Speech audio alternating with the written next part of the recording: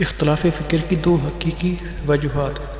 سابقہ صفات میں ہم نے بعض اختلافی مسائل کا تذکرہ کیا اور اس کے ساتھ ساتھ فکری اختلافات کے سرچشموں کی بھی نشاندہی کی ہے، مگر اس کے باوجود ہم یہ سمجھتے ہیں کہ اختلافات کے مذکور سرچشمے صرف ظاہری اور بیرونی ہیں، جبکہ اختلاف کے اصل محرک دو ہیں اور وہ یہ ہیں: مخلوقات کا تکبر اور حکمران طبقے کی طرف سے اپنی کمزوری کو چھپانے کے لیے رہبران کرام کے ساتھ کردار کشی۔ نمبر 1، تکبر اختلاف کا پہلا حقیقی سرچشمہ۔ تکبر کی وجہ سے روز ازل ہی سے ہادیان دین کی تنخیص کی گئی اور یہ سلسلہ خلقت آدم علیہ السلام سے ہی جاری ہو گیا۔ اللہ تعالیٰ نے تخلیق آدم کے بعد تمام فرشتوں کو سجدہ آدم کا حکم دیا، لیکن ابلیس لعین نے سجدے سے انکار کیا اور اس کی انکار کی وجہ تکبر تھی۔ قرآن مجید نے اس واقعے کو ان الفاظ میں بیان کیا: خدا نے کہا، اے ابلیس، تیرے لیے کیا شے مانع ہوئی کہ تو اسے سجدہ کرے جسے میں نے اپنی دست قدرت سے بنایا؟ تو نے غرور اختیار کیا یا تو واقعتاً بلند لوگوں میں سے ہے؟ اس نے کہا، میں اس سے بہتر ہوں۔ اس نے کہا، میں ایسے بشر کو سجدہ نہیں کر سکتا جسے تو نے سیاہی مائل خشک مٹی سے بنایا ہے۔ ابلیس لعین نے ایک طویل عرصے تک اللہ کی عبادت کی تھی، لیکن اس نے صفی اللہ کے سامنے جھکنے سے انکار کیا اور خلیفۃ اللہ کی توہین کی، اور اس کا جو انجام ہوا وہ کسی سے مخفی نہیں ہے۔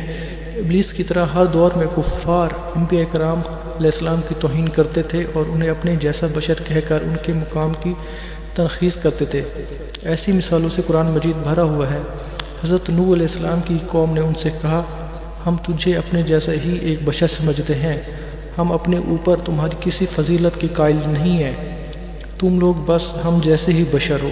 کفار نے اپنے نبی علیہ السلام کے متعلق یہ جملے کہے، یہ تو تمہاری طرح کا ایک بشر ہے، یہ بھی وہی غذا کھاتا ہے جو تم کھاتے ہو اور یہ وہی پیتا ہے جو تم پیتے ہو۔ کفار ہمیشہ انبیاء کرام علیہ السلام کو بشر کہہ کر ان کی تنقیص کرتے تھے۔ اس کے جواب میں انبیاء کرام نے یہ کہا تھا، ان کے پیغمبروں نے ان سے کہا، ہم بھی تمہاری طرح بشر ہیں، لیکن اللہ اپنے بندوں میں سے جس پر چاہتا ہے احسان کر دیتا ہے۔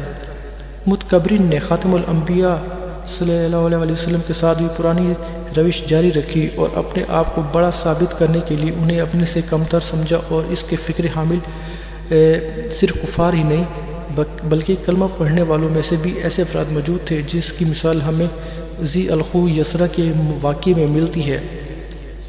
ابن حجر نے الصابہ میں ذی الخو یسرا سراج خوارج کے حالات میں لکھا۔ انس بیان کرتے ہیں، رسول خدا صلی اللہ علیہ وسلم کے عہد میں ایک شخص کی عبادت و زہد ہمیں بہت پسند آتے تھے۔ ہم نے رسول خدا صلی اللہ علیہ وسلم سے اس کا تذکرہ کیا تو آپ نے اسے پہچاننے سے انکار کیا۔ ہم نے آن صلی اللہ علیہ وسلم کی اس کی تمام نشانیاں بتائیں، مگر پھر بھی آپ نے اسے پہچاننے سے انکار کر دیا۔ ابھی ہم اس کا ذکر کر ہی رہے تھے کہ وہ شخص آ گیا۔ ہم نے عرض کی، یا رسول اللہ، وہ شخص یہ ہے۔ آپ نے فرمایا، تم مجھے اس شخص کے متعلق بتا رہے ہو جس کے چہرے پر مجھے ابلیسی علامت دکھائی دے رہی ہے؟ انس کہتے ہیں کہ وہ شخص آیا اور اس نے سلام نہ کیا۔ رسول اللہ صلی اللہ علیہ وسلم نے اس سے فرمایا، تجھے خدا کا واسطہ سچ سچ بتانا، کیا جب تو اس محفل میں پہنچا تو نے اپنے دل میں یہ نہیں کہا، اس محفل میں مجھ سے کوئی بھی بہتر نہیں ہے؟ اس شخص نے کہا، جی ہاں۔ پھر اس شخص نے نماز پڑھنا شروع کی۔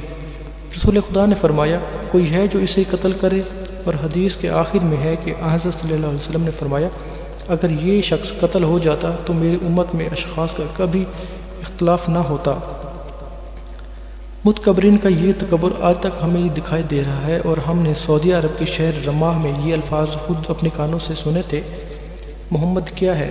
محمد مجھ جیسا انسان تھا جو مر گیا، نعوذ باللہ۔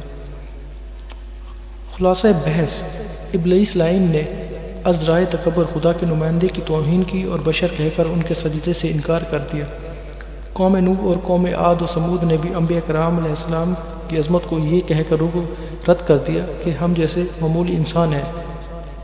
ذو الخو یسرا سرگرو خوارج کا سینہ بھی تکبر سے بھرا ہوا تھا۔ اس نے تکبر کی وجہ سے اس محفل میں سلام تک نہ کیا جس میں رسول خدا صلی اللہ علیہ وسلم موجود تھے، اور وہی سابقہ تاریخ آج بھی دہرائی جا رہی ہے۔